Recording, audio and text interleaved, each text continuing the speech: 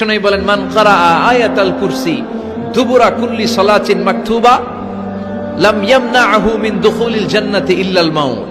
প্রত্যেক ফরজ সালাতের পরে কেউ যদি আয়াতুল কুরসি পড়ে, তার জান্নাতে ঢোকার ব্যাপারে আর কোনো বাধা নিষেধ থাকে না।